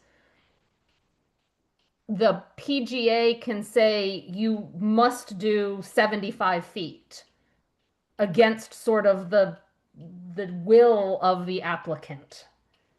Yes, I mean, you're saying this is a minimum requirement of the town, but the PGA can increase that requirement, and now you've put an upper limit on it, and that makes sense to me. So I have my hand up, and I need to, at some point, and we're not going to do it right now because it's 4:31. I had the thought that there are several setback requirements that are associated with our section on drinking water supply and drinking water protection. Those setbacks are pretty clear to me. They may make more sense in this section under 1707 dimensional standards. I have it all written up, and I would be happy to share it. I don't want to, abuse open meeting law, but I actually went through these bullets that are on the screen right now and said, does this make more sense in 1707? Does this make more sense? It's splitting up some of the protection of drinking water in different ways. I'm looking at Mandy and saying, I really would like people to be able to think about that ahead of time so we don't spend a whole lot of time at the meeting going through them. I would like very much to just pop that in the packet for next time. You've But mentioned it, so it can be popped in a packet now. And depending on what it is, I could probably incorporate it into the next draft somehow, now So that you've mentioned it in an open meeting. Oh, okay. So I've mentioned it. I haven't gone item by item yet, but it's a highlighted, item by item.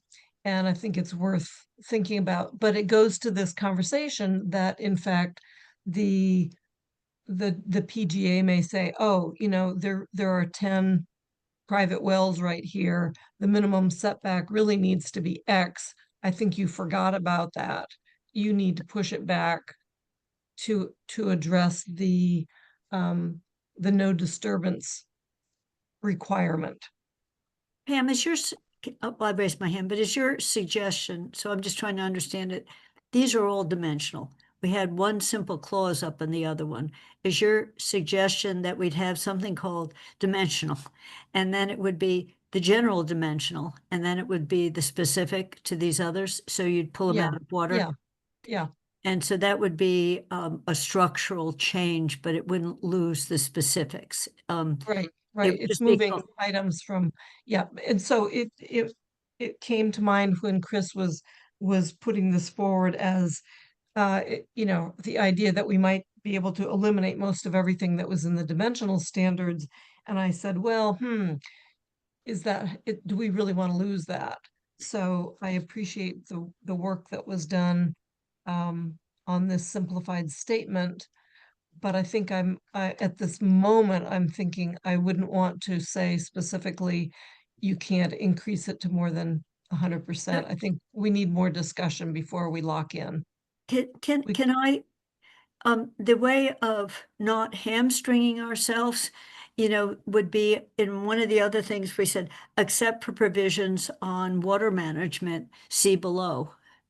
you know, so that's where the other dimensions come in rather than, and leaving them embedded. I mean, I have to read it that way, but you'd leave them embedded in the water supply. Where Yeah, that's another way to handle it, yes. Can I say Chris, something that the setbacks that Ms. Rooney, Councilor Rooney is suggesting, those are not from property lines. Those are from watershed protection areas or wells or Right. whatever. So the Right. other ones that we're talking about, either 50 or up to 100, those are from property lines. So so there's you could things. say for other setbacks related to water supply, C section, whatever this thing is. Yes, or you could do what Councilor Rooney was suggesting and take all of those setbacks and put them into this setback section, but you just have to be clear that they're setbacks Yep. from, got it, yes, water supply protection area, not from a property line, okay? So okay. then, Mandy, I would just, rather than you moving them all, I'd rather think about it. Yeah, I'm not gonna move them yet. I've just got a question. These are no disturbance areas, which I guess are considered setbacks, but we don't reference them as setbacks. We reference them as no disturbance areas, which to me Right, is potentially different than a setback. yep. That's why we need to talk about it. But that's So what, I, that so argues what is, against moving them, Pam, I think. But let me think about it. Yep. okay, so the question is, can I send my document to Mandy and she can pop it into the bottom of this document so it's available? If, I will do my best to incorporate it into the document in a way that is understandable and readable, Kathy. How about that?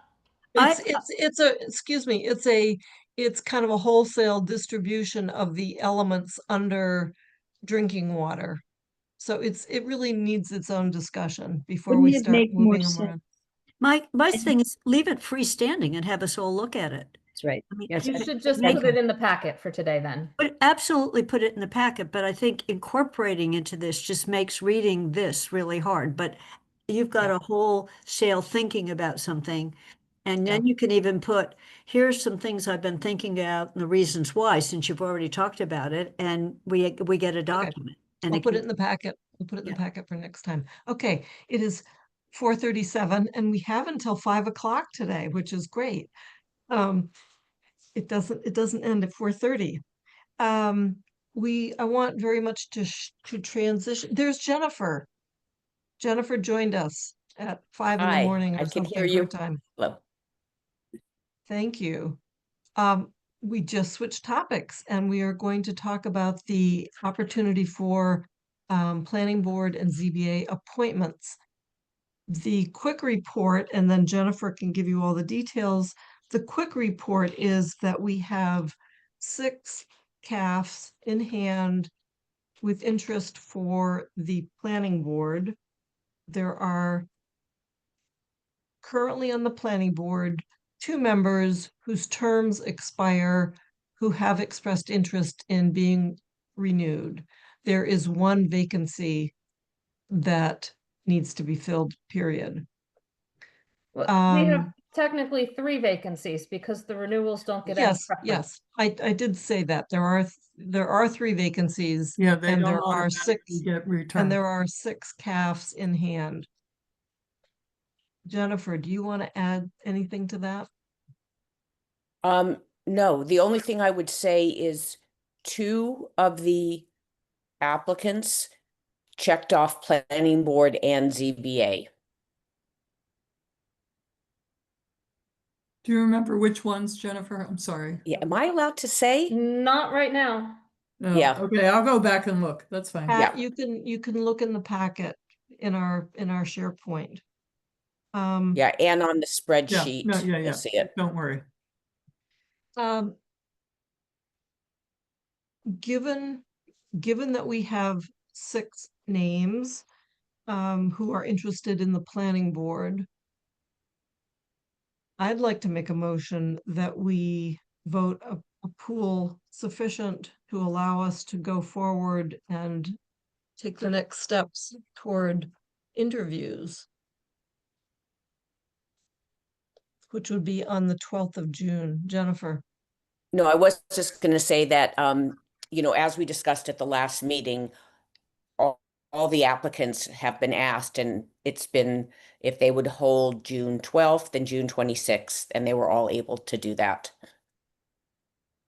For interviews. So it would be great, though, if we do determine one or both is sufficient, then I would confirm the respective date with, so they could, you know, finalize it on their calendars. Any other conversation about that? So what was your motion again? I'm sorry. That we move to vote a sufficient pool of candidates for the planning board in order to proceed toward asking for statements of interest. And for there was a really nice statement in last year's minutes. I will go find it. It's the minutes we have available to review. But Any other planning board com- only. Pardon? Planning board only. Yeah, planning board, at this point, planning board. And the aim for the interviews would be our next meeting? Would be, yes, Yeah. June 12th. And then we could request that the statement of interest be submitted by June 2nd. So that gives us enough time. Given that there are 6 people and 2 of those folks have also expressed interest in the ZBA, the question arises, should we, well, let's take care of that first. Do I have a second for that motion? Second, Any discussion?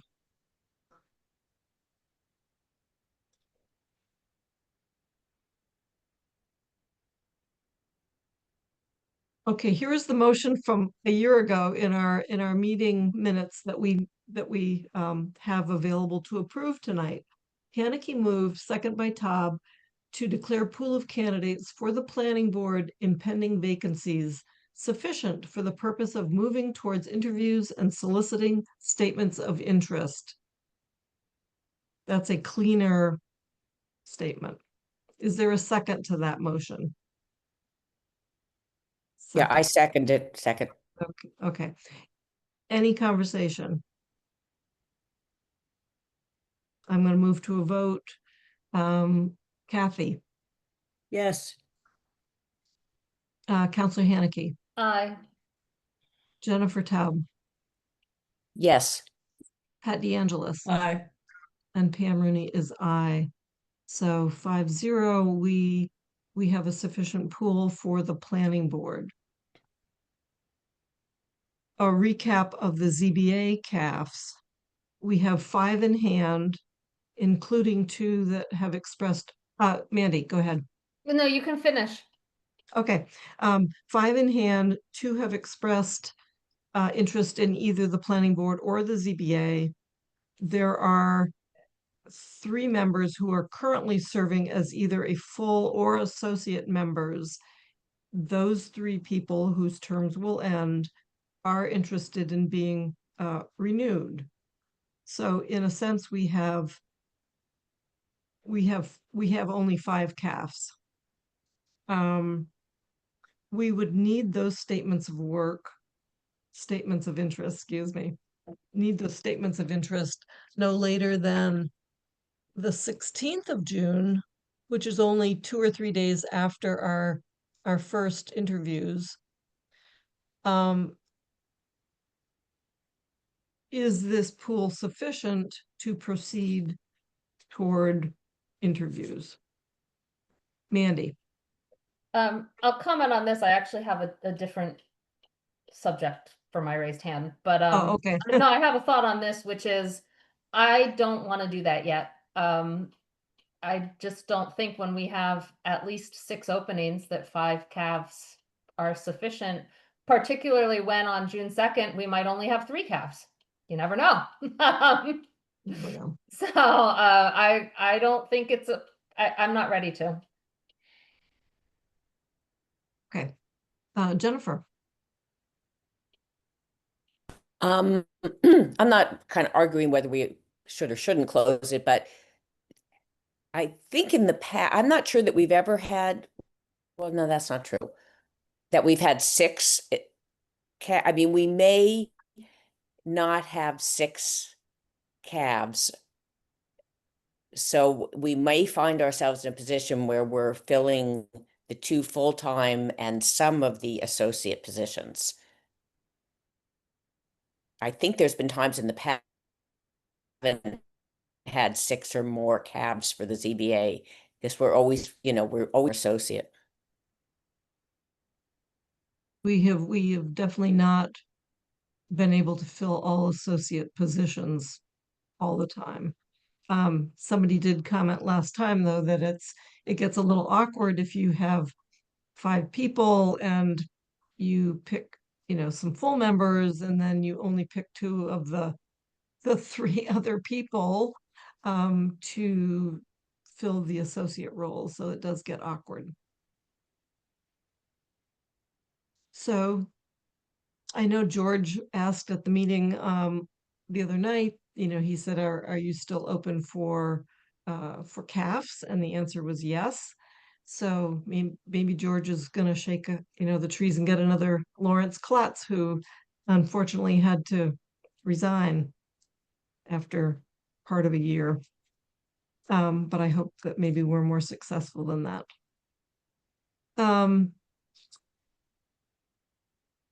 If there is not consensus on moving forward with a sufficient pool for the ZBA, we will be scrambling at our next meeting, which is the 12th, in which we not only will have to interview, but we'll also have to try to vote for a sufficient pool on that evening in order for statements of interest to be submitted 4 days later. Gets a little tight. Mandy. Not on this. Okay. Any other thoughts? Is it too tight? Is there some other alternative to this dilemma? No, we'll just move along. Okay. We have meeting minutes to cover, but Mandy, what's your item? I wanted to revisit the interview questions for the planning board. The who? Excuse me, say that again. The interview questions for the planning Oh. board. The housing production, because I want to add a question. The housing production plan draft was just released to the public, and the implementation plan includes a lot of planning board responsibility. And so I would like to ask a question regarding the housing production plan and implementing the strategies listed, and thoughts on implementing those strategies to our candidates. Okay, we did I vote. think that's a really good idea. We did vote for for the interview questions already. Can you read out your proposed, hold on, I'm going to pull them up. Thank you. Where the heck are they? Okay.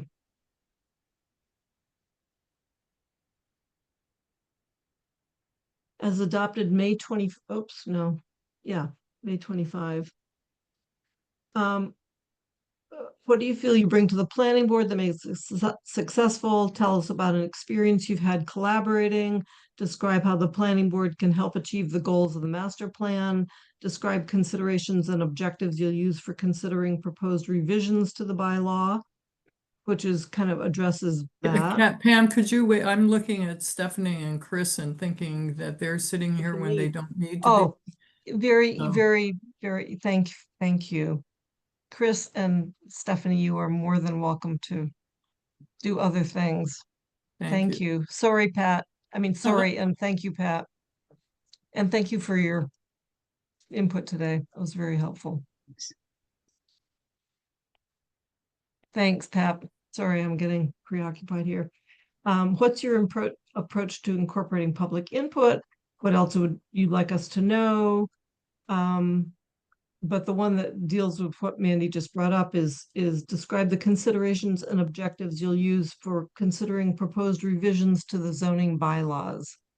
What are you suggesting that we add? So there are 10 implementation strategies in the draft housing production plan that list the planning board with lead responsibility for implementing those strategies. That's a preview statement. I guess my question would be, which of those strategies would you support the planning board implementing? So they have to have read the HPP, right? Yep. We should provide them with, well, a copy. I don't know how readily available it is. It's on for the them website. To find. It's Yeah. on the website up for I'll comment right now. still give them a link.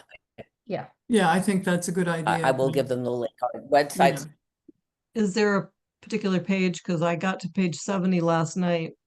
And Well, the implementation strategies are through a lot. The implementation plans starts on page 150 and 151 that have planning board as partial lead responsibility.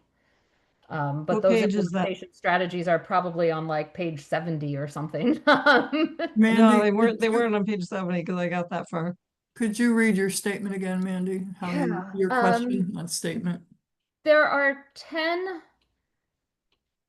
strategies for implementing the draft housing production plan that list the planning board with partial lead responsibility for implementing.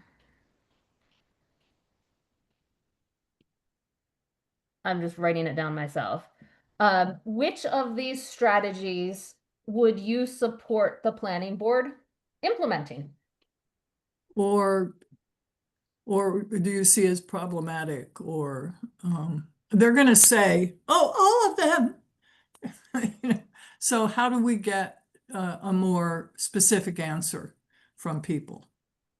I guess which is why I say problematic, but I'm not sure that's the way I want to go. Jennifer, I feel so bad. You look tired, but I'm glad you're here. Thank you. No, I was just, anyway, from being out of the country, I cannot access the town's website. I Mm, can get onto any other website, but so I don't have it in front of me right now. Don't worry about it. No, but I'm mostly trying to figure out all the questions are very easy to answer in many ways. And you just need to make generalized statements, and so how do we get, anytime we ask a question, more direct or more specific answers than we often get? What if we said which elements or which strategies could be tackled, ought to be tackled first, or something like that. Except the plan gives a timeline that they're suggesting, and that's not what I'm going for with this question. What are you going for directly?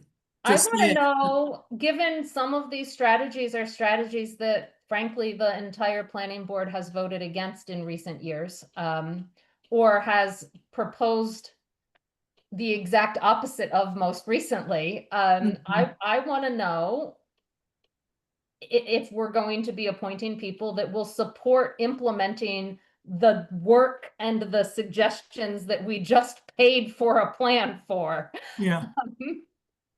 No, I mean, this is, it's a good question. I'm just trying to figure out how to get real answers, and I don't know if that's possible. Right. Jen has her hand up.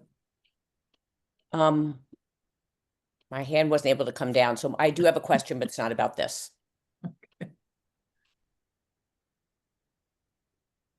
But people can have different opinions about how they want to implement the same policy. Otherwise, we wouldn't have the discussions we have. We just go implement the policy, I don't think it's that. That's why I framed the question as which ones of those 10, essentially, which of those strategies would you support the planning board implementing? Yeah. Because it might bring in I support this one, but I don't support that one, and further a conversation at least.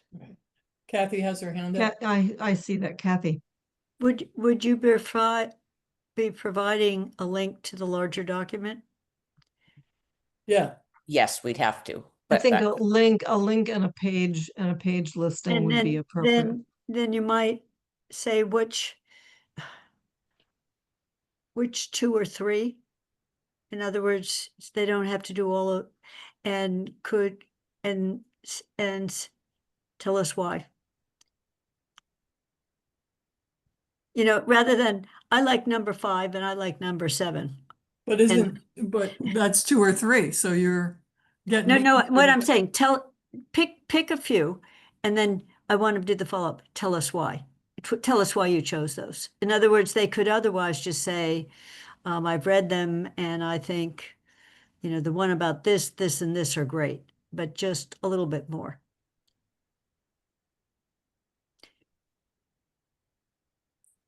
I think that might help. Yeah. I've always been worried about we don't embed a follow-up question when we ask a question that could be answered Yes. yes or no, or Yeah. with No, a, you're right. I've been taking notes on how this wording is being evolving, so I and the can only other thing I provide think, it to which Pam. would, rather than which you would support, which is getting them to Yeah, pre-vote, which do you think has the most potential? that's what I was getting at, is like, which ones are the most, I said priority, but some But I things mean, are which do you easier think which do you have the most potential? And then they can interpret that the person can interpret it any way they want, right? The potential Okay, might hold be, on. we'll get Okay, more so housing if we do this, we'll get less. I could go with that. Yeah, Okay, read it out loud. So I think right now, and for reference, which I would add into what I send you, Pam, these are the 10 I'm referring to are numbers everything on page 150. And these are just sort of the titles of things. They're explained earlier in the document, but everything on page. Oh wait, nope. There aren't not all of them say planning board. So there aren't 10. I miscounted. But it's 8 of the 10 on 150, and the first one on 151 are the ones that reference the planning board. So it's the ones that reference specifically the planning board that I'm asking about as lead responsibility. So I'll clean up the numbers. Right now I've got, it's not 10 anymore. It's 9, 10 minus 2, it's 8. There are 8 there are 8 strategies in the draft housing production plan that list the planning board with partial lead responsibility. Which 2 or 3 of these strategies have the most potential and why?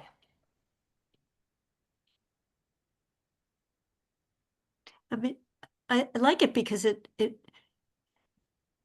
makes them think.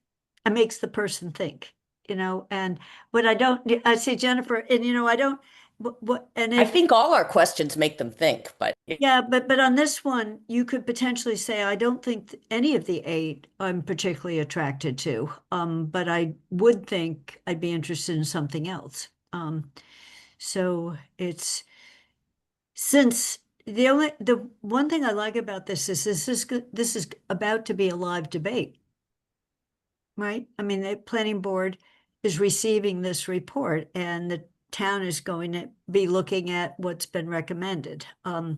So we're anticipating something that the person or people who are applying. So I see, Jennifer, you weren't sure. I'm trying to soften the word, like not get them to vote already, because depending on what the actual strategy was, you might hate it.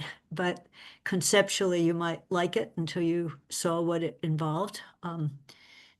Or you might love something that you didn't like the first description of, you know. So, but Jennifer, I watch faces, so I saw Yeah, Jennifer wince at it. no. I am, you know, we are challenged to get to a sufficient pool. So I do have some concern about, you know, asking people to plow into a 150-page document in preparation for an interview, because we have, you know, all our questions, I think, or many of them require people think and they prepare the answers before. So I don't have a problem if we can, you know, focus in on pages, but I think if we have an expectation, they should be familiar with this, you Can- know, can very we- substantive document. That will be intimidating. But I also, you know, again, we have to be mindful that like our master plan, there are portions that contradict each other. So, you know, we say we want X kind of housing, and people can have an idea of how we get, you know, different positions on how we get to that. But in terms of starting a conversation, we can ask follow-up questions. So this isn't going to start a conversation. We'll just be getting answers that we can't follow up with. That's Could- always true. Just if in response. Right, that's to why I'm what- saying, somebody said this would start a conversation, so I'm saying, you know, none of these start Not yours, yeah. conversations, as we can't. So Yeah. I'm just, in responding to not asking them to read 150 pages, we could Yeah. copy and paste it into a quick, these are found on page whatever, the following are, which, and then they could choose to go read why the report found those interesting or not. So Right. we could make it super easy where they're looking at a list of 8 on a page. So when we There ask the are- question, maybe we could put in parentheses the page number. Yes. There are 6 pages, pages 122 to 128, describe in more detail those strategies that are listed on pages 150 and 151 for implementation. They get into a little more detail on pages 122 to 128. Much of the first, I think, 70, if Pam was going through it like I was, much of the first 70 is very much background and It's information. data. It's all the Fascinating data. and Yeah. data. But starting on 122 is where description of those strategies occurs. So you can really narrow it down, unless you want to dig into the Let's, data, okay, let's, to those 6 yeah. pages.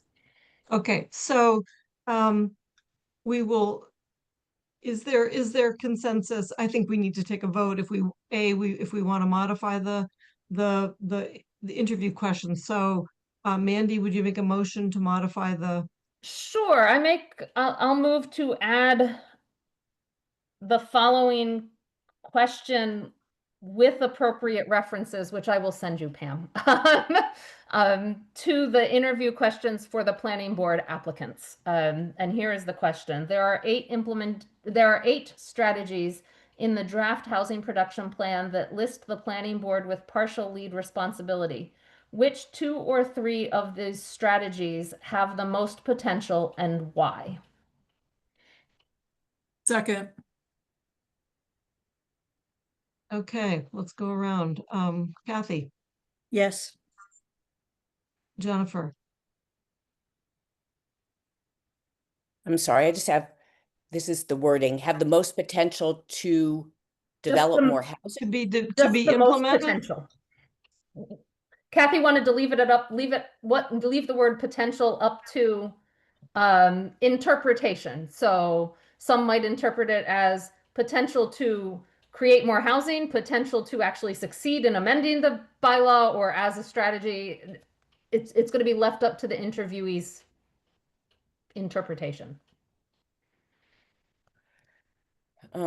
Yes. We have 2 hours to interview 6 people, so. And we have to use some of Jennifer that time to voted talk yes, about let's ZBA. keep moving. I called on Jennifer. Oh, I said yes. Oh, you did. I couldn't hear you. Okay, Pat, Aye. Mandy, Aye. Pam's and I. Okay, so we're gonna modify that. That now has to go out to the sufficient pool, as does the statement of interest description. You know, so it can't be more than 700 words, et cetera, et cetera. Jennifer, question: Are you when are you home? I've been doing these emails while I've been away, so I'll Oh, send you out. can. Okay. Yeah. Okay. So I'll email them this weekend, and we So usually I'll don't get. we usually don't send the interview questions this early. So what I would do is basically Well, today ask them, we could, but to hold the date, say it's definitely Yeah. June 12th, and request the statement of interest by June 2nd. Now, the question with the ZBA, if we we really can't, if we declare the pool sufficient at our next meeting, we need to, I think, give them more than 4 days to do the statement of interest. So do we need to now tell them, well, not to keep holding June 26th? I mean, I will get back to the people that are just submitted CAS for the ZBA and say the interviews definitely won't be on June 12th, but it doesn't seem like they're going to be on June 26th either. And so is there some communication with the chair of the ZBA in terms of asking current ZBA members to extend their terms? Because then we won't. Oh, yes, we've had to do that. We have had to get the council to extend their terms due to, our untimeliness.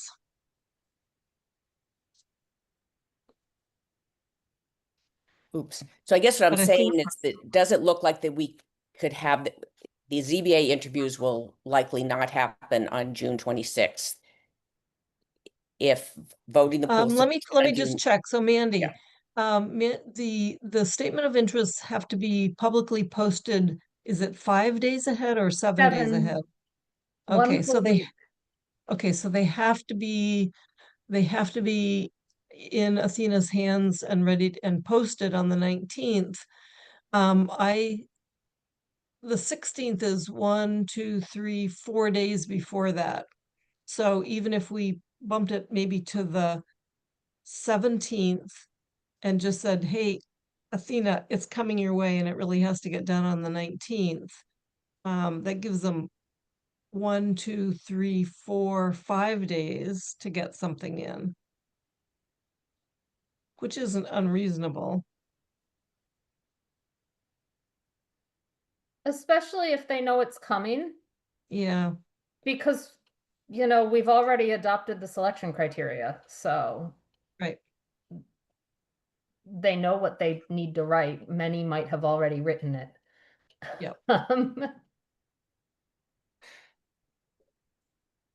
Is there a way to notify all the people who have submitted CAFs for the ZBA that that's the situation? I mean, that gets really complicated, but Does it get, so maybe- it's just say, well, the interviews may be on the 26th, but we won't know until June 12th. I feel like we're sounding a little if some of flaky. you will, not be picked So- for the planning board.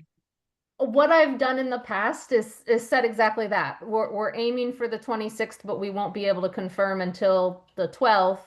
If we do confirm that on the 12th, the statement of interest will be due on X date. Just so they know, and if they choose to write it now to have it ready, they can, or if they choose to wait, they can wait, right? Many recycle their prior ones from either prior applications in prior years or prior applications to different boards. Yes. So let's just plan to go that route Okay. and maybe say the 17th. That gives them one more day. Okay. Okay, folks, we kind of overextended here. We have meeting minutes. We have 3 meeting minutes. One from literally a year ago, one from June a year ago, and then one in January of this year. Do I have a motion to approve them? So moved. Is there a Second. second? Can we take a vote? Let's see. Athena's got her Cap- hand up.